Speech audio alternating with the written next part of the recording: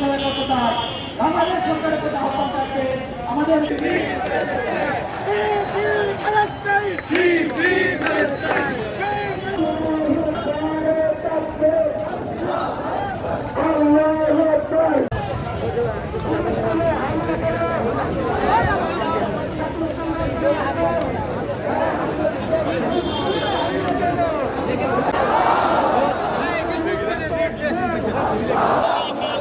ইহুদিদের কালো হাত